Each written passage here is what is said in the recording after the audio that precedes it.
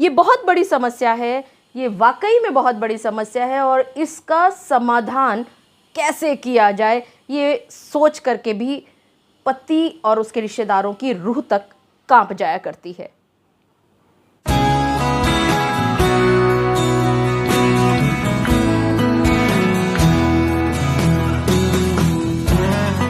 मैं आप सभी के साथ एक श्रृंखला बना रही हूँ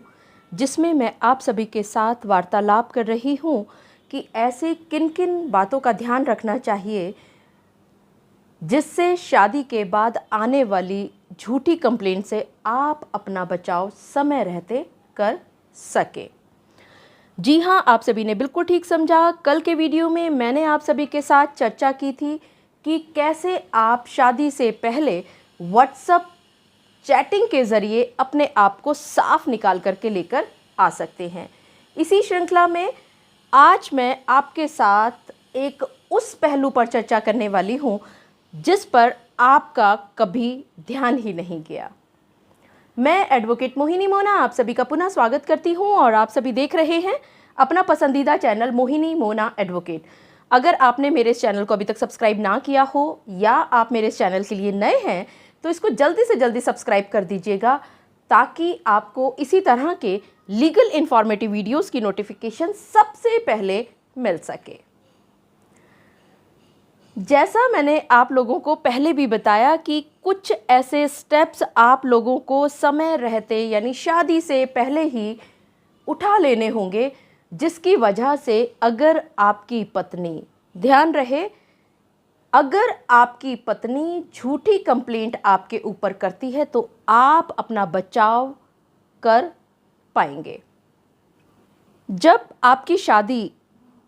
फिक्स हो जाती है और दोनों पक्षों के बीच में जब बातचीत हुआ करती है तो उस बातचीत में बहुत ही सौहार्द वातावरण हुआ करता है, बहुत ही प्यार से, नखरे से, चुहलबाजी के साथ आप सारी चीज़ों को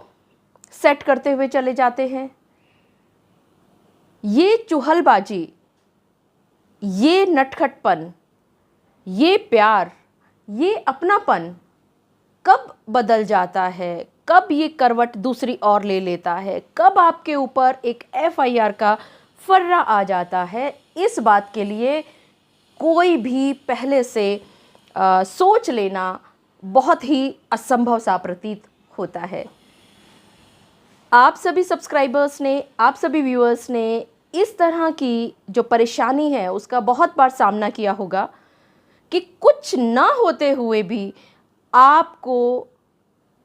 झूठा लालची दहेज का कीड़ा बताते हुए एक झूठी कंप्लेंट आप पर दर्ज कर दी गई है। इस कंप्लेंट में जब हम थोड़ा सा आगे बढ़ते हैं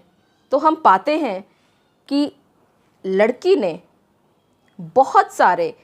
ऐसे गहनों का जिक्र कर दिया है जो गहने वो अपने साथ लेकर ही नहीं आई थी।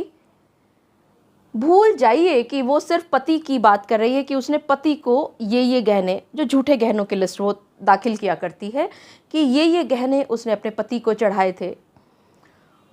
वो उस श्रृंखला में आगे चलते हुए अपनी सास को ये चीज़ें चढ़ाई गई, झुमका, टॉप्स, हार, कंगन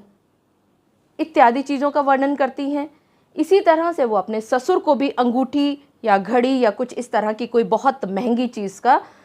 जिक्र कर देती हैं जो कि असल में दिया ही नहीं गया था। यहाँ पर बात नहीं ख़त्म होती। कई बार जब पत्नियाँ झूठी कंप्लेंट लिखती हैं तो वो ये भूल जाया करती हैं कि उन्होंने असल में ये शादी तो बहुत ही साधारण तरीके से की थी, लेकिन लोगों की देखा देखी, ट्यूटरिंग के चलते उनके दिमाग में ये बात जो भर चुकी है कि अगर वो ज़्यादा से ज़्यादा चीज़ों का वर्णन करेंगी तो वो वापस ले पाएंगी अपने पति से चीज़ों को। उतनी ना सही, अगर वो 10 चीज़ों की बजाय अगर वो 50 चीज़ें लिखती हैं तो 10 चीज़ें जो उन्होंने असल में चढ़ाई थी वो तो मिल ही जाएंगी। वो यहाँ पर ये बिल्कुल भी नहीं सोचती हैं कि अगर 10 चीज़ें चढ़ाई गई थी और वो अगर उन 10 चीज़ों का ही वर्णन करेंगी तो हो सकता है कि आप दोनों के बीच में जो मनमुटाव आ रहा है, जो तल्खियाँ बढ़ती चली जा रही हैं वो किसी हद तक कम भी हो सकती हैं, और हो सकता है कि दोनों पक्षों से कुछ समझदार लोगों को बिठा करके ये चीज़ ख़त्म भी की जा सके। खैर, उन्होंने यानी आपकी पत्नी ने आप पर, आपकी माताजी पर, पिताजी पर, बहनों पर, जीजाजी पर, देवर, देवरानी, जेठ, जेठानी, रिश्तेदार और बाकी सभी संबंधियों को कुछ ना कुछ सोने की चीज़ें, हीरे की चीज़ें देते हुए झूठा वर्णन किया है एफआईआर में। ये बहुत बड़ी समस्या है, ये वाकई में बहुत बड़ी समस्या है, और इसका समाधान कैसे किया जाए ये सोच करके भी पति और उसके रिश्तेदारों की रूह तक कांप जाया करती है। आपने असल में करना क्या है, थोड़ा सा सिर्फ आपने अपने दिमाग का प्रयोग करना है। थोड़ा सा आपने ये सोचना है कि अगर कोई भी चीज़ अच्छी तरह से चल रही है तो उसमें किसी भी तरह की झूठ की मिलावट ना हो, तो आपने छोटे छोटे काम करने हैं। जब भी आपकी पत्नी आपको कुछ भी सामान दे रही हैं तो एक लिस्ट ज़रूर तैयार कर लें, जो कि अक्सर सभी शादियों में हमने देखा भी है, सभी निकाह में भी, सभी शादियों में भी हमने ये देखा है कि विवाह बंधन में बंधते समय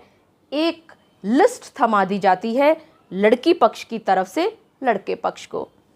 इसको थोड़ा सा और कलमबद्ध कर लेते हैं। इस लिस्ट को जब बनवाया जा रहा है तो कोशिश की जाए कि ये हैंड रिटन लिस्ट बनी हुई हो। जो भी सोने के आभूषण उसमें लिखे जा रहे हैं वो कितनी वेट के हैं, यानी वो कितने ग्राम का या कितने तोले का कोई भी आभूषण है वो आगे लिखा हुआ ज़रूर हो। और जो जो व्यक्ति उस समय पर उपस्थित हैं,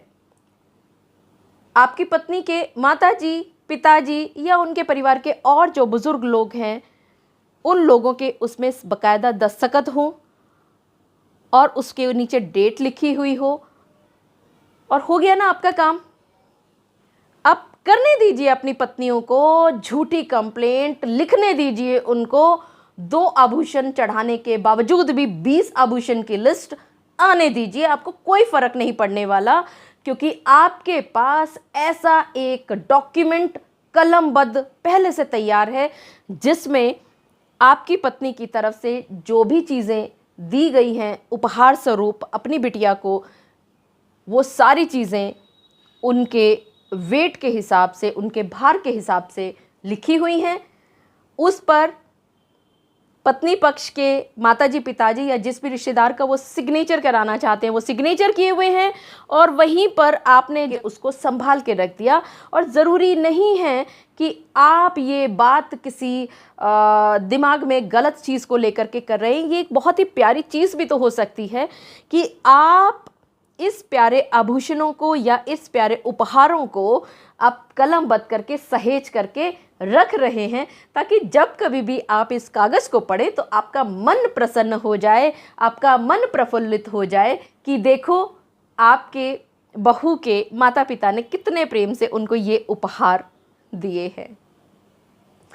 मुझे पूरा यकीन है कि आप सभी को मेरे आज के इस वीडियो के माध्यम से ये बात अच्छी तरह से पता चल गई होगी कि वो चीज़ें जो हम शादी से पहले हंसी ठिठोली में नहीं ध्यान देते, उस पर अब ध्यान देना ज़रूरी है, क्योंकि कोर्ट्स के अंदर ये देखा जा रहा है कि सच्ची कंप्लेंट्स बहुत थोड़ी सी हैं और झूठी कंप्लेंट्स बहुतायत में हुआ करती हैं। और उन बहुत सारी झूठी कंप्लेंट्स की वजह से जो थोड़ी सी सच्ची कंप्लेंट्स भी हैं, उन बिचारी बेटियों को, उन बिचारी पत्नियों को न्याय नहीं मिल पाता। और अगर आपकी पत्नी ने झूठी कंप्लेंट की है, झूठी एफआईआर आपके ऊपर की है, तो ये जो कागज़ है जो आपने हंसी ठिठोली में बनाया था, मजाक में बनाया था या आपने खुशी से बनाया था, वो कागज़ का पन्ना आपको और आपके परिवार को आराम से बचा लेने के लिए बहुत बड़ा सहायक सिद्ध होने वाला है, जिस पर अक्सर आप लोगों का ध्यान नहीं जाया करता। मुझे पूरा विश्वास है कि आप सभी को मेरा आज का वीडियो भी बहुत अच्छा लगा होगा। अगर आपको मेरा आज का ये वीडियो भी अच्छा लगा तो इसको लाइक, शेयर और कमेंट करना ना भूलिएगा। और हाँ, अगर आप मेरे इस चैनल के लिए नए हैं तो इसको जल्दी से जल्दी सब्सक्राइब कर दीजिएगा, ताकि आपको इसी तरह के क्रांतिकारी स्टेप्स, क्रांतिकारी pointers, revolutionary steps, revolutionary pointers की जानकारी समय पर हो सके और आप अपने आप को झूठी कंप्लेंट्स के बोझ तले आराम से निकाल पाएं। अपना और अपने परिवार का बहुत अच्छी तरह से ध्यान रखिएगा। Thank you, take care, bye bye.